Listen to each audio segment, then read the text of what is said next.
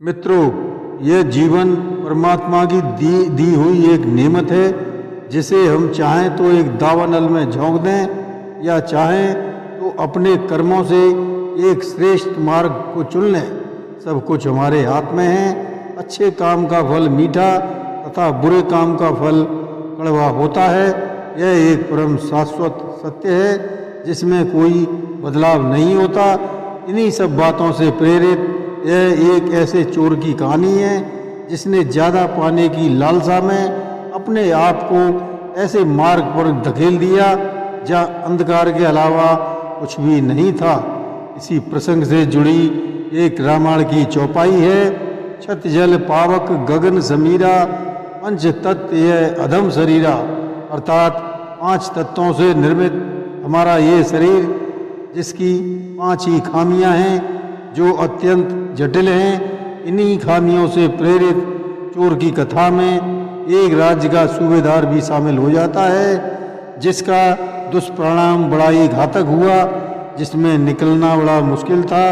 फिर उन्हें ऐसा कौन मिला जिसके दिखाए मार्ग से वे निकलने में कामयाब हुए। पूरी कहानी को समझने के लिए हमारे इस प्रसंग को शुरू से अंत तक जरूर सुनें तथा सब्सक्राइब व कमेंट करना न भूलें। धन्यवाद।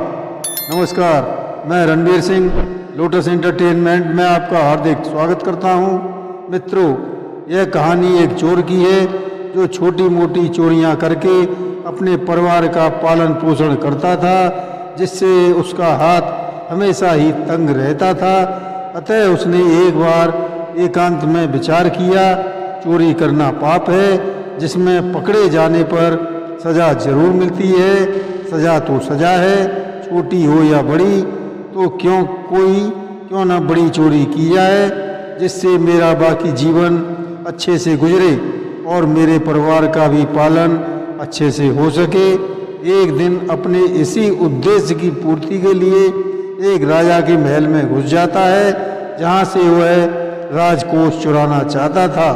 वह चोर किसी तरह खजाने तक पहुंचने में कामयाब हो जाता है। वहाँ चोर पहुंच तो गया, लेकिन खजाने वाले कक्ष पर सख्त पहरा था। चारों तरफ राजा के सैनिक मुस्तैदी से पहरा दे रहे थे। यह देखकर चोर भयभीत हो गया और उसने राजकोष से धन चुराने का इरादा बदल दिया। अब वह राजा के वस्त्र आभूषण चुराने के लिए राजा के कक्ष के पास पहुंचा। जब उसने खिड़की से झांककर देखा तो वहाँ का नज़ारा देखकर चकित रह गया, क्योंकि अंदर राजा अपने बिस्तर पर गहरी निंद्रा में सो रहा था, जबकि रानी अर्धनग्न हालात में पलंग पर बैठी हुई थी।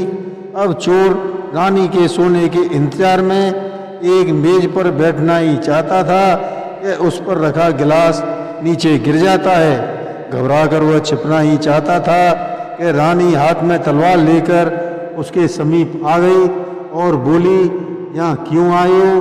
तब चोर ने रानी को सब कुछ बता दिया। जैसे ही चलने को हुआ, रानी ने उसे रोक लिया और कहा, अब तुम यहाँ से ऐसे नहीं जा सकते। पहले तुम्हें मेरी प्यास बुझानी होगी। मैं एक अतृप्त स्त्री हूँ। मैं बरसों से अग्नि में जल रही हूँ। ये राजा तो एक नपुंसक है जो मेरी कामेच्छा भड़काकर रोज ऐसे ही सो जाता है। यहाँ अन्य पुरुषों का आना वर्जित है, लेकिन आज तुम आ गए हो तो मेरी इच्छाएं पूर्ण करो, अभी मैं तुम्हें यहाँ से जाने दूंगी। अन्यथा की स्थिति में तुम्हारी मृत्यु तय है। बेचारा चोर मरता क्या न करता, उसे रानी की शर्त माननी ही पड़ी और इस प्रकार उस चोर ने रानी को भोग विलास से तृप्त किया।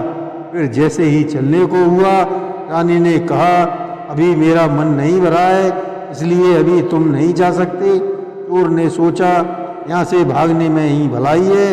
अगर राजा जाग गया तो मृत्यु निश्चित है। तब उसने लघु शंका के बहाने निकलकर भागना शुरू किया। वह मुख्य दरवाजे पर पहुँचने में कामयाब हो गया। वहाँ से राजा के सूबेदार ने गिरफ्तार कर लिया। तब चोर ने छोड़ने की गुहार लगाई और बोला, मैं सिर्फ एक चोर हूँ और चोरी करने ही आया था। फिर उसने रानी के साथ घटित सारा वृतांत सूबेदार को बता दिया। यह सुनकर उस सूबेदार को बड़ी प्रसन्नता हुई।